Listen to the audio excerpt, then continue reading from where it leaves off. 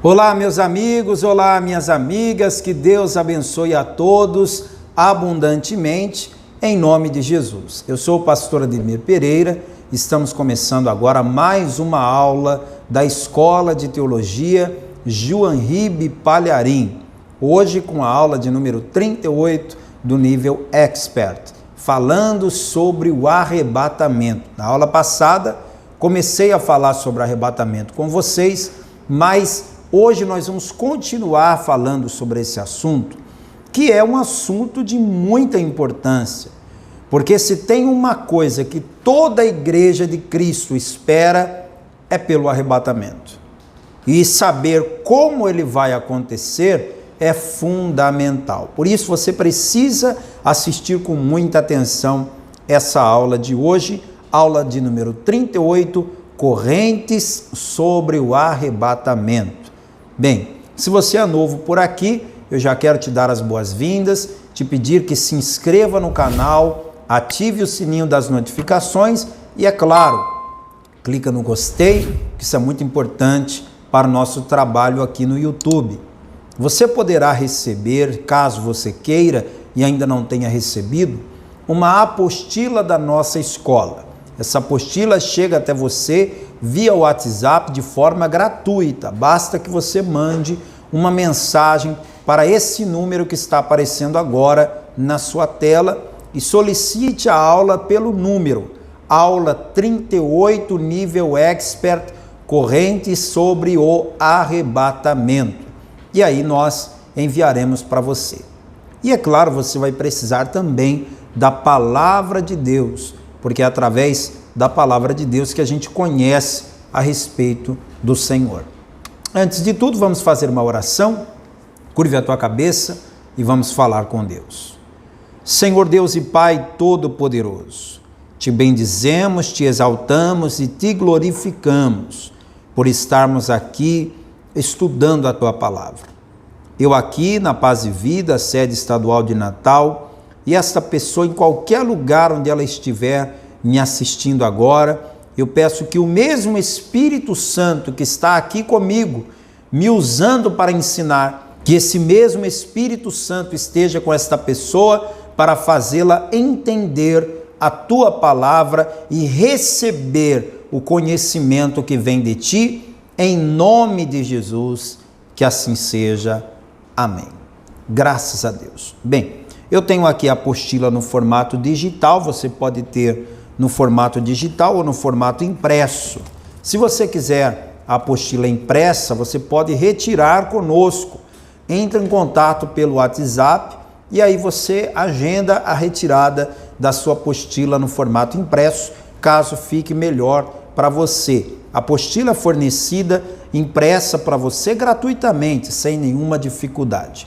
Abra comigo, por favor, na carta de Paulo a Tito. Tito foi um dos discípulos, do apóstolo Paulo. Paulo formou pastores, um deles é Timóteo, o outro Tito. E ele escreveu para Tito essa carta aqui, capítulo 2, versículo do 11 ao 13.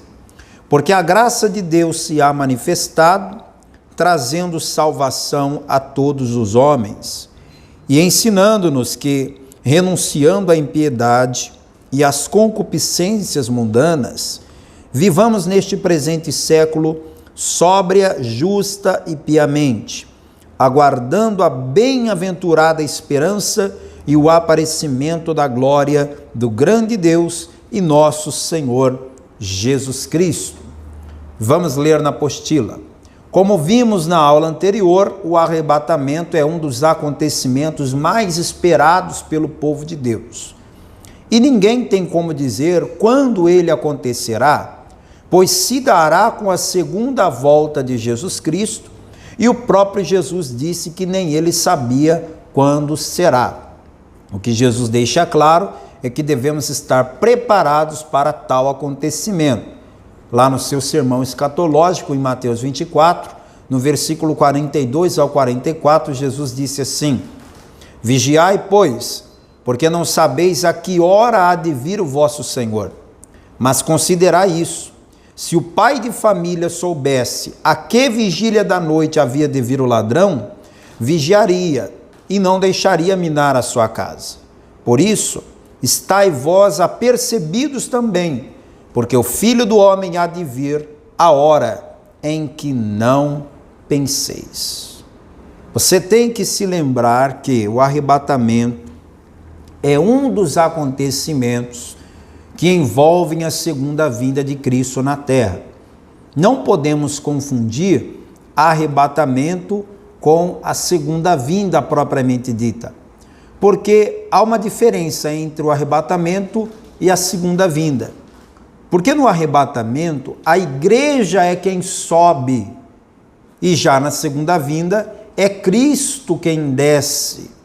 Jesus não vai descer no dia do arrebatamento, é a igreja quem vai subir. Essa é a grande diferença. Então, se nós não sabemos o dia e nem a hora, a única coisa que sabemos é a maneira. Isso eu disse na aula passada. Quando foi perguntado a Jesus, quando serão essas coisas? Jesus não disse um dia, uma semana, um mês, um ano. Ele disse como seria. Ele nos deu sinais para que a gente, observando os sinais, saibamos identificar quando será o arrebatamento. E observando os sinais da atualidade, podemos perceber que o arrebatamento da igreja está mais próximo do que nunca. Podemos arriscar um palpite de dizer que nós somos a última geração. Nós estamos vivendo os últimos tempos. Todos os sinais preditos por Jesus em Mateus 24 estão se cumprindo em pleno vapor. Está tudo aí diante dos nossos olhos. Não há o que questionar. Então vamos meditar aqui nesses textos que separamos para vocês. Mateus 24, 50. Virá o Senhor daquele servo num dia em que o não espera e a hora em que ele não sabe. Eu quero destacar esse detalhe. A igreja primitiva não tinha nenhum sinal da volta de Cristo na sua geração. Não tinha. Tudo que Jesus profetizou em Mateus 24 não estava se cumprindo ainda na igreja primitiva, na época da igreja primitiva. Apesar de não ter nenhum sinal cumprido na sua geração, os cristãos da igreja primitiva viviam na expectativa do arrebatamento. Estava todo mundo esperando o arrebatamento para aquela época.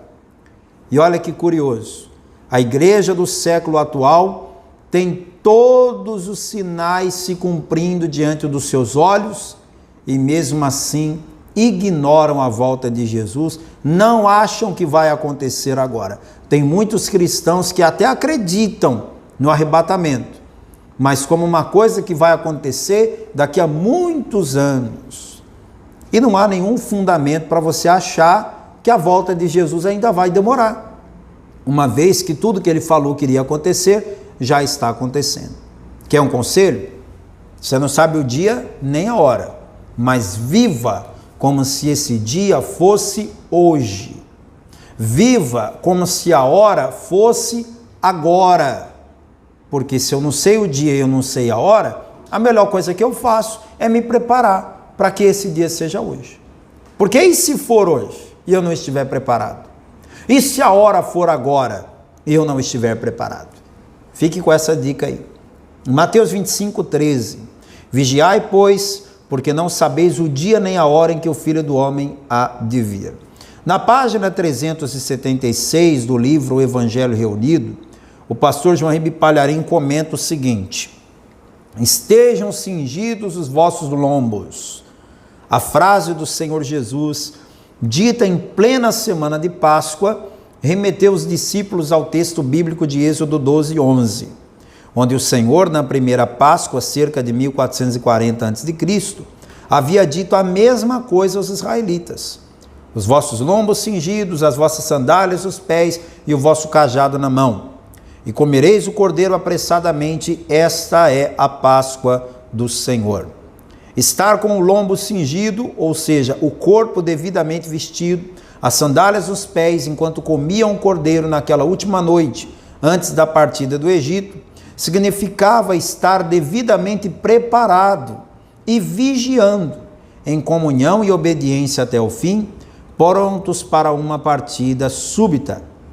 No dia 14 de Abib, todos os filhos da fé saíram do Egito ao mesmo tempo em direção à terra prometida. Foi o maior êxodo instantâneo de todos os tempos. Não se tem notícia de nada parecido. Ao longo da história, muitos povos se moveram, mas o êxodo em 14 de Abib foi o único em que tantos se deslocaram no mesmo instante. Agora atenção para isso. Jesus fez a mesma colocação. Somente os que estiverem com lombos cingidos e com a luz acesa, isto é, devidamente preparados e vigiando, em comunhão com o Cordeiro até o fim, é que estarão incluídos no arrebatamento, a partida instantânea e coletiva do povo de Deus do Egito atual para Canaã celestial. Este novo êxodo será ainda mais grandioso do que o primeiro e jamais será igualado em toda a história da humanidade. Que comparação gloriosa, não é? Da mesma forma que todo o povo de Deus foi tirado do Egito num único dia e partiu em direção a Canaã, da mesma forma Deus irá fazer no arrebatamento. Todo o povo de Deus será tirado desse mundo num só dia, numa só hora, em um só momento, para nos encontrarmos com o Senhor na Canaã celestial. Veja comigo na apostila. Logo possam abrir-lhe, assim como os israelitas tiveram de esperar a hora do êxodo dentro de suas casas, assim também os servos atuais devem esperar o arrebatamento dentro da casa do Senhor. Comentando ainda sobre isso, o pastor João Ribe Palharim explica o seguinte: em verdade vos digo que se cingirá e os fará reclinar-se à mesa, e chegando se os servirá. Nos tempos de Jesus, era o servo que se cingia e servia a ceia ao seu Senhor. Mas não será assim naquele grande dia. Na verdade, o Senhor se vestirá e servirá aos seus servos. Leia a profecia a seguir e veja ele vestindo-se para servir. A profecia está lá em Apocalipse 19, do verso 5 ao 9. E saiu do trono uma voz, dizendo: louvai o nosso Deus, vós todos os seus servos, e vós que o temeis, assim pequenos como grandes. Também ouvi uma voz como a de uma multidão, como a voz de muitas águas, e como a voz de fortes trovões, que dizia: aleluia, porque já reina o nosso Senhor, o Senhor nosso Deus, o Todo-Poderoso. Regozijemo-nos e alegremo-nos, e demos-lhe glória, porque vindas são as bodas do Cordeiro, e já a sua esposa se aprontou. E foi-lhe dado que se vestisse de linho fino, puro e resplandecente, porque o linho fino são as justiças dos santos. E disse-me: escreve, bem-aventurados aqueles que são chamados à ceia das bodas do Cordeiro. E disse-me: estas são as verdadeiras palavras de Deus. Apocalipse 19, do 5 ao 9. É muita bem-aventurança, né? Aqueles que os serviram na terra serão servidos por ele no céu. Oh, glória! Você vai viver esse momento glorioso. Quer venha na segunda vigília, quer venha na terceira, bem-aventurados serão eles se assim os achar. Não importa a hora ou a demora, bem-aventurados os que estiverem firmes na casa do Senhor, em comunhão, prontos e vigiando, esperando a sua volta. De acordo com os estudiosos, a presente era, a era da graça, termina com a retirada da igreja de Cristo da terra, através do arrebatamento, quando então a última das 70 semanas preditas acerca de Israel terá início, conforme as profecias de Daniel. Se você abrir lá em Daniel capítulo 9, do verso 24 ao 27, você vai ver uma visão que Daniel teve, onde ele explica sobre as 70 semanas. É uma visão profética que não dá para eu me aprofundar agora não é esse o objetivo da nossa aula de hoje, mas você pode ler Daniel do 9, do versículo 24 ao 27 para entender melhor. Você sabe que Daniel é o Apocalipse do Antigo Testamento. Daniel é o livro profético mais revelador do Antigo Testamento. É o livro do Antigo Testamento que mais fala sobre o fim dos tempos. Então, estas 70 semanas de Daniel abrangem uma gama de séculos, fala de muito tempo. E a última semana, a 70ª semana de Daniel, refere-se ao último período que irá acontecer na terra depois do arrebatamento. Então, eu vou ler de novo isso aqui, olha. De acordo com os estudiosos, a presente era termina com a retirada da Igreja de Cristo da terra. Qual é a era que nós estamos vivendo? Qual é a dispensação que nós estamos vivendo? É a dispensação da graça.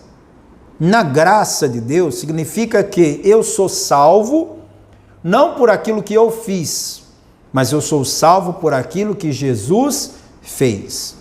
Eu não tenho que derramar o meu sangue para ser salvo, porque eu sou salvo pelo sangue de Jesus que já foi derramado. Isso vai durar até quando? Até o arrebatamento da igreja.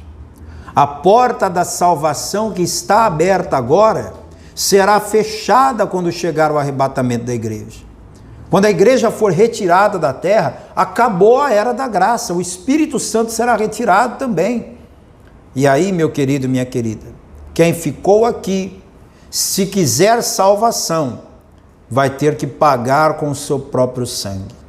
Não vai mais ter igreja e pastor na igreja fazendo o apelo. Quer entregar a vida para Jesus? Ele morreu por você, se entregue a Cristo. Por quê? Primeiro, porque os pastores foram arrebatados também. Segundo, porque a igreja foi arrebatada. E terceiro, porque não haverá mais a oportunidade do perdão pelo sacrifício de Jesus. Por isso que o arrebatamento só vai acontecer depois que todos tiverem ouvido a mensagem do Evangelho. Eu não digo que todos vão aceitar, mas todos vão ouvir. Esse é o último sinal antes do arrebatamento. Nós vamos agora fazer um estudo sobre diferentes visões teológicas acerca do arrebatamento. Você sabe que não existe unanimidade em praticamente nada nessa vida. Sempre haverão pontos de vista. E na teologia não é diferente. Na teologia nem tudo é unânime, todo mundo concorda absolutamente em tudo. Não. Há coisas na palavra de Deus que você tem teólogos que pensam de um jeito, teólogos que pensam de outro. Lendo o mesmo texto, alguns interpretam de um jeito, outros interpretam de outro. A Escola de Teologia João Ribe Palharim tem a sua visão acerca do arrebatamento pré-tribulacional, ou seja, nós acreditamos que o arrebatamento irá acontecer antes que a grande tribulação comece, que é a visão convencional, que é a visão que a grande maioria tem. Mas eu não vou omitir de vocês outros pontos de vista. Pelo contrário, nós vamos até fazer um estudo aqui sobre cada um deles, e aí você vai fazer uma análise sobre por que esse ponto de vista não bate com a palavra, não está de acordo com a palavra. Então, abra a tua apostila aí na página 2, vamos ler. Diferente das outras três teorias, a teoria do arrebatamento parcial discorre acerca de quem vai participar do arrebatamento. Essa teoria diz que somente parte da igreja, ou seja, a que estiver mais preparada, mais santificada, será arrebatada, e a outra parte ficará na terra para passar pela grande tribulação. Ou seja, a parte da igreja que estiver olhando, vigiando e orando, como manda lá em Marcos 13, 33, aguardando por esse acontecimento, é a que vai ser arrebatada. Aquela que estiver despreparada ficará e passará pela grande tribulação. Deu para entender? Arrebatamento parcial. Ora, quando você fala em parcial, você já pensa em quê? Parte vai, parte fica. Não é toda a igreja que vai ser arrebatada. Olhando assim, a grosso modo, não parece que está estranho, não parece que está errado. Afinal de contas, sempre dizemos, olha, você tem que estar preparado para fazer parte do arrebatamento. Você tem que estar com a vida no altar para fazer parte do arrebatamento. Então, olhando por esse lado, não parece que tem nada errado. Só que aí você tem que considerar o seguinte: Jesus morreu na cruz por uma parte da igreja ou pela totalidade dela?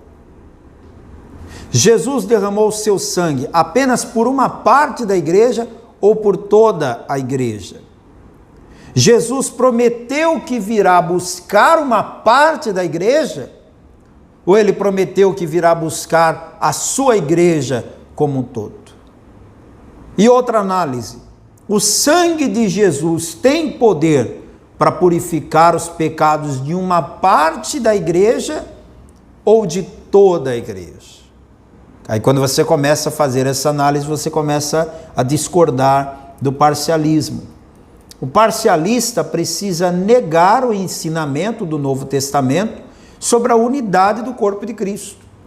De acordo com 1 Coríntios capítulo 12, abra a tua Bíblia comigo em 1 Coríntios 12, temos aqui Paulo falando da igreja, e ele compara a igreja a um corpo. Ele diz aqui, olha, 12:12, porque assim como o corpo é um, e tem muitos membros, e todos os membros sendo muitos são um só corpo, assim é Cristo também. Porque todos nós fomos batizados em um Espírito, formando um corpo, quer judeus, quer gregos, quer servos, quer livres, quer todos temos bebido de um mesmo Espírito. Não há divisão no corpo. Não há uma parte do corpo santificada e uma parte do corpo sem santificação. O sacrifício de Jesus pela igreja foi completo. Então o problema com essa teoria do arrebatamento parcial é porque ela coloca o sacrifício de Cristo como ineficaz para purificar toda a igreja. Continue. De acordo com 1 Coríntios 12, todos os crentes, ou seja, todos os salvos, estão unidos ao corpo do qual Cristo é o cabeça. Efésios 5:30 diz que Cristo é o cabeça da igreja. Olha só, Efésios 5:30. Porque todos somos membros do seu corpo. Essa experiência de batismo está presente em todo indivíduo regenerado. Se o arrebatamento inclui apenas parte dos redimidos, então o corpo do qual Cristo é o cabeça será um corpo desmembrado e desfigurado quando levado a ele. A construção da qual ele é a pedra principal estará então incompleta. O sacerdócio do qual ele é o sumo sacerdote estará sem uma parte de seu complemento. A noiva da qual ele é o noivo será desfigurada. A nova criação da qual ele é o cabeça será incompleta. Isso é impossível de se imaginar. Então, se você for ensinado que o arrebatamento é parcial, que vem uma parte e outra fica, que uma parte tem que ficar na grande tribulação, não é essa a vontade de Deus. Agora, eu não estou dizendo que toda a igreja vai no arrebatamento. Não estou dizendo isso. Para você ir no arrebatamento, isso depende mais de você do que de Deus. A parte de Deus já está feita. Jesus já veio, já pagou o preço pelos teus pecados. Cabe a você cumprir esta palavra e perseverar até o fim. Agora, da forma como os parcialistas colocam, fica parecendo que é Cristo quem não tem o poder de arrebatar toda a igreja, por isso ele tem que levar só uma parte dela, e isso não está correto. O segundo ponto de vista sobre arrebatamento é o arrebatamento pré-tribulacional. Pré significa antes. Tribulacional se refere à grande tribulação. O que é a grande tribulação? Nós vamos ter uma aula aqui só sobre isso, tá? Mas já vou lhe adiantar que a grande tribulação é uma época que ainda não aconteceu. Se você está assustado com o coronavírus, com a corrupção, com a violência, com as guerras, se isso aí te espanta, deixa eu te dizer que isso não é ainda a grande tribulação. A grande tribulação só vai começar na terra depois do arrebatamento da igreja. E vai ser um período tão assombroso que as pessoas vão procurar a morte e não encontrarão. Tamanho vai ser o tormento das pessoas. Então veja aqui, arrebatamento pré-tribulacional, portanto, é o arrebatamento antes da grande tribulação começar. Essa teoria diz que o arrebatamento acontecerá antes do início do período de 7 anos da grande tribulação, ou seja, antes do início da 70ª semana de Daniel, quando a igreja de Cristo será retirada da terra. Os mortos em Cristo ressuscitarão primeiro. O que seria os mortos em Cristo? São todas aquelas pessoas que morreram por qualquer que tenha sido a razão, acidente, assassinato, doença, velhice, qualquer coisa. Mas essa pessoa que morreu esperando em Cristo, morreu confiando na palavra, morreu esperando o arrebatamento. É isso que a palavra diz que são os mortos em Cristo. O que vai acontecer quando chegar o arrebatamento? Os mortos em Cristo serão ressuscitados primeiro. Significa que ainda que você morra, você vai fazer parte do arrebatamento na mesma hora que aqueles que estiverem vivos vão participar. Deus não vai te tirar esse privilégio. Pode ficar tranquilo, se você morrer ou se eu morrer, nós vamos participar do arrebatamento do mesmo jeito. Porque onde estiver o teu cadáver, ou ainda que seja só os ossos, ou quem sabe até um corpo que ficou perdido, que nunca foi sepultado, mas Deus sabe onde ele está, não é? Então aquele corpo será reconstituído, claro, num corpo glorificado, e essa pessoa que morreu em Cristo vai ressuscitar para participar do arrebatamento. E depois aqueles que viveram fielmente em Cristo terão seus corpos transformados à semelhança de Cristo, num abrir e fechar de olhos. Pastor Ademir, se eu não tiver morrido, aí eu tenho que morrer primeiro, para depois ressuscitar, para subir para o arrebatamento? Não, se você não tiver morrido até o dia do arrebatamento, então você não vai morrer, você vai ser transformado. O seu corpo, de carne e osso, que não voa, que não tem estrutura molecular para atravessar o espaço, esse corpo precisa ser transformado, né? Então Deus vai transformar esse teu corpo para que você suba nas nuvens do céu, assim como Jesus. Porque Jesus não subiu num foguete da NASA, né?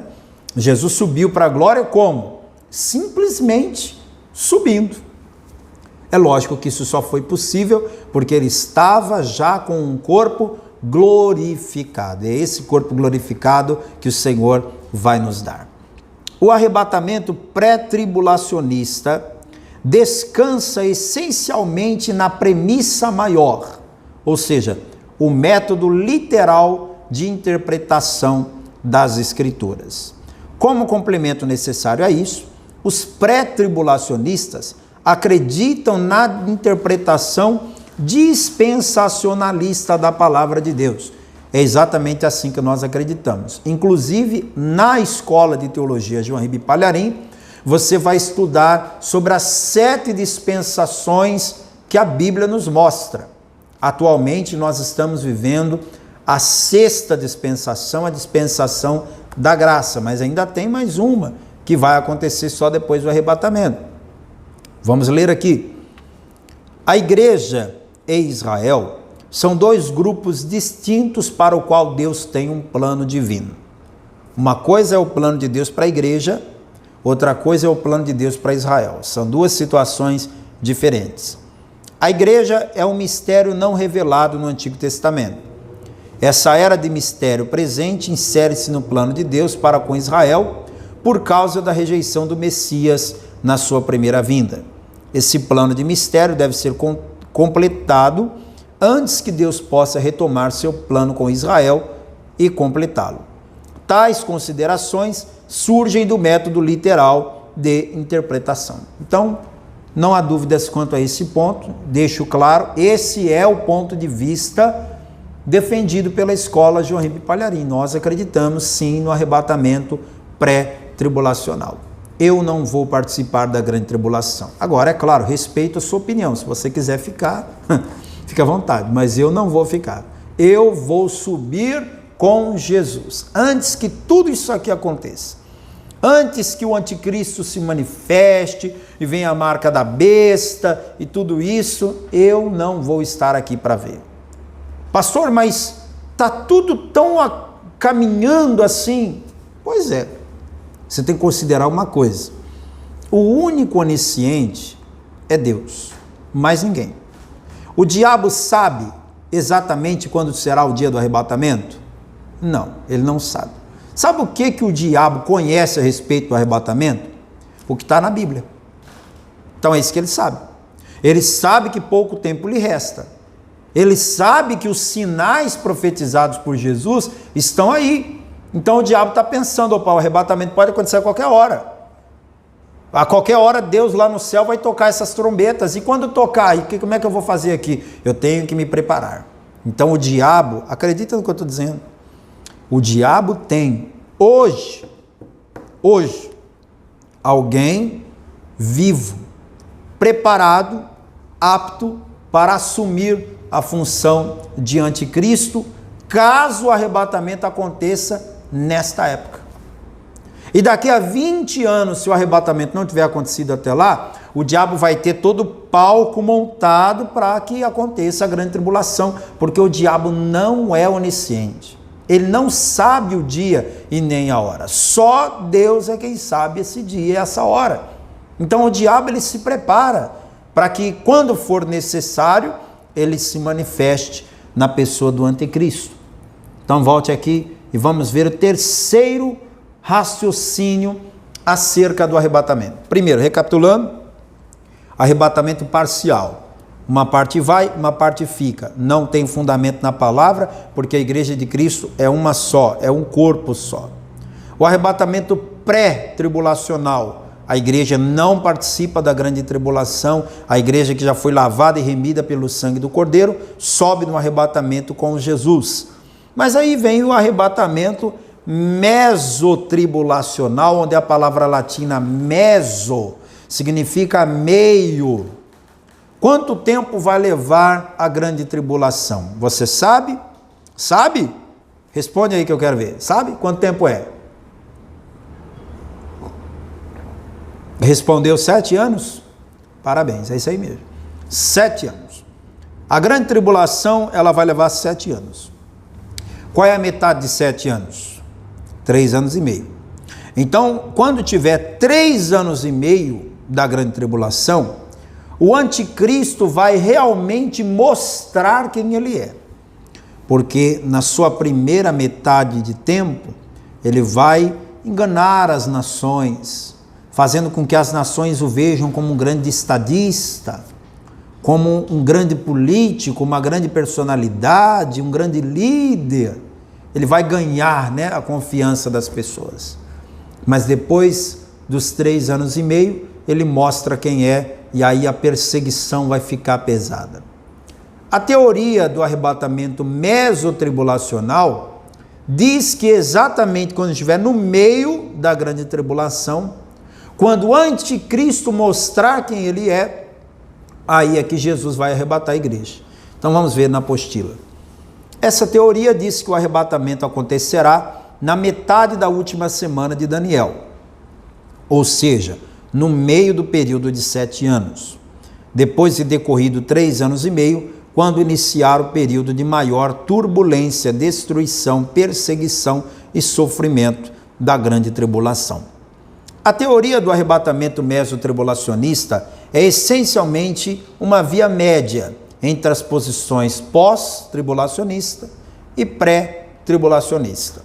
Ela concorda com o pré-tribulacionismo ao afirmar que o arrebatamento da igreja é um acontecimento distinto da segunda vinda e que o restringidor de 2 Tessalonicenses 2 é o Espírito Santo.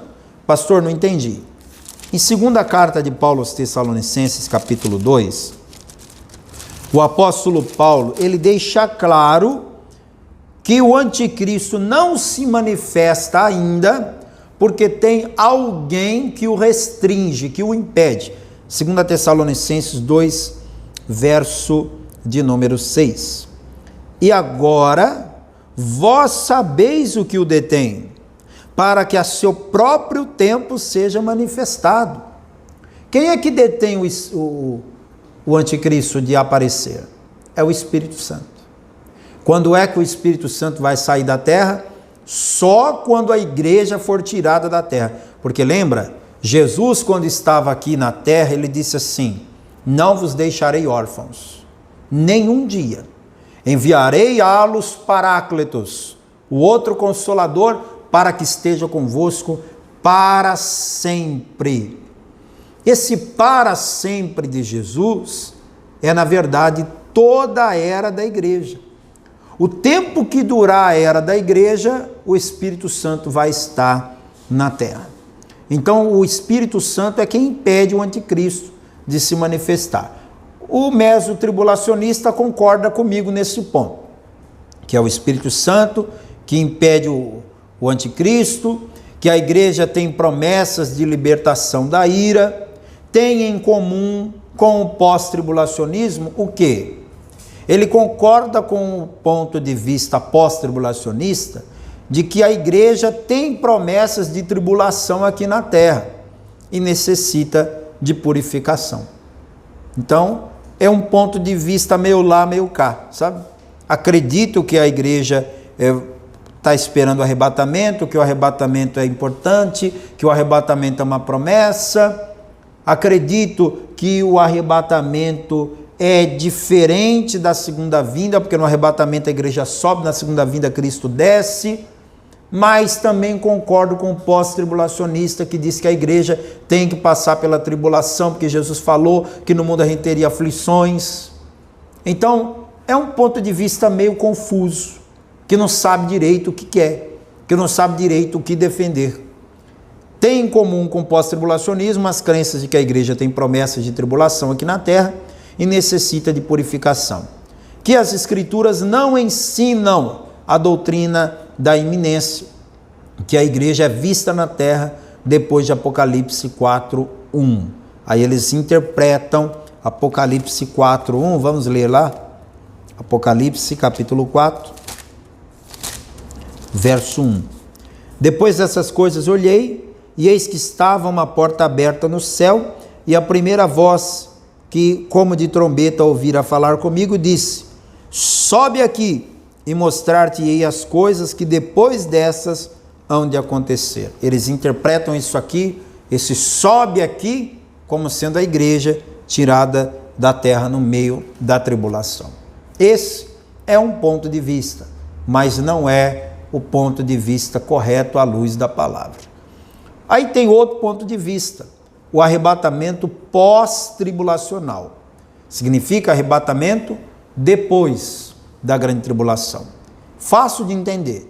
Esse pessoal acredita que a igreja vai ficar na terra e vai passar por toda a grande tribulação. Anticristo, marca da besta, falso profeta, tudo isso aí a gente vai ficar para ver tudo isso. E vai passar pelos 7 anos da grande tribulação. Essa teoria diz que o arrebatamento só acontecerá ao término da grande tribulação. Logo, a igreja será arrebatada quando Jesus vier para salvar a nação israelita. Subirá aos céus para se encontrar com ele e em seguida descerá à terra novamente.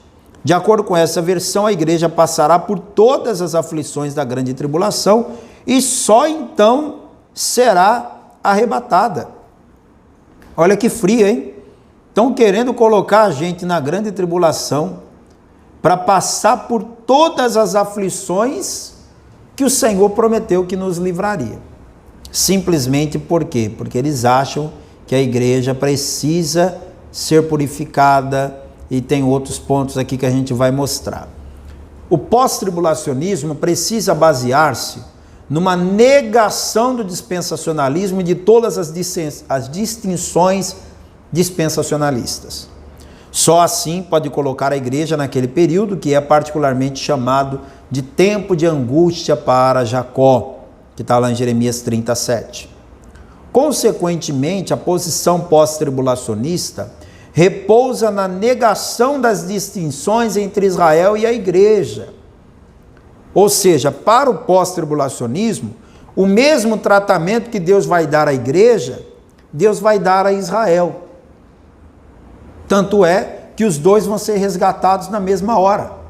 Mas espera aí, minha gente. Não faz sentido. Como é que Deus vai tratar do mesmo jeito aquele que recusou daquele que aceitou? Aquele que recebeu Jesus ter o mesmo tratamento daquele que recusou Jesus? Não faz sentido. É a mesma coisa de você tratar da mesma forma o filho que obedece e o que desobedece. Você tem que ser justo. O que obedece tem que receber um tratamento por ser obediente. E o que desobedece tem que receber um tratamento por ser desobediente. Porque se for tudo igual, o obediente vai olhar para o desobediente e vai dizer: que vantagem eu tenho em ser fiel? E o desobediente vai olhar para o obediente e vai dizer o que ele ganhou fazendo tudo certinho. Então, esse ponto de vista aqui não está de acordo. A posição precisa repousar na negação do ensinamento bíblico concernente à natureza e ao propósito do período tribulacional. Qual é o propósito da grande tribulação? Embora as escrituras usem termos como ira, julgamento, indignação, provações, problemas, destruição para descrevê-lo, e declaram que o propósito divino nesse período é derramar o julgamento sobre o pecado, os defensores dessa posição têm de negar esse ensinamento essencial da palavra. O pós-tribulacionista precisa negar todas as distinções observadas nas Escrituras entre o arrebatamento e o segundo advento, ou seja, a segunda vinda, fazendo dos dois um e o mesmo acontecimento. E a gente sabe que não são a mesma coisa. Arrebatamento é um, segunda vinda é outro. Mas para que o pós-tribulacionista consiga explicar a sua visão, ele quer nos fazer entender que arrebatamento e segunda vinda é a mesma coisa. A igreja sobe para encontrar Jesus e desce na mesma hora. Não faz sentido. Eu te pergunto, se a igreja vai subir e descer ao mesmo tempo, onde é que ficam as bodas do Cordeiro? Nesse calendário aí, onde é que fica? Onde é que fica o tribunal de Cristo? Onde é que fica? Se a igreja sobe e desce ao mesmo tempo. E não faz nem sentido, né? Porque se é para a igreja subir e descer, é melhor ficar aqui embaixo e esperar Jesus descer. É a mesma coisa de você estar no pé da escada e você subir para se encontrar com alguém que está descendo. Se você sabe que a pessoa vai descer, você já espera ela lá embaixo. Então é uma visão que não tem pé nem cabeça. Essa é que é a verdade. Continue aqui a leitura para a gente terminar. O pós-tribulacionista nega qualquer cumprimento futuro da profecia de Daniel 9, 24 ao 27, alegando para ela um cumprimento histórico. O pós-tribulacionista não enxerga a visão apocalíptica de Daniel 9. Eles veem isso aqui como uma simples profecia que já se cumpriu. O pós-tribulacionista precisa aplicar à igreja grandes passagens das Escrituras que esboçam o plano de Deus para Israel. Aí tem o texto de Mateus 13, Mateus 24, Mateus 25, Apocalipse 4. Eles têm que pegar todos esses textos e atribuir outras conotações a esse texto que fogem completamente da escatologia, a fim de manter as suas concepções. Observamos assim que a posição apoia-se essencialmente num sistema de negação das interpretações sustentadas pelos pré-tribulacionistas e não numa exposição verificável das Escrituras. Ou seja, o pós-tribulacionista passa muito mais tempo tentando desfazer o que a Bíblia ensina do que de fato ensinando algo. É importante conhecermos as vertentes acerca do arrebatamento, mas mas ainda importante é estarmos preparados para a volta de Jesus. E aí, conseguiu entender? Conseguiu pegar essa aula? Então eu quero que você responda para mim agora 4 perguntas de múltipla escolha que estão aqui.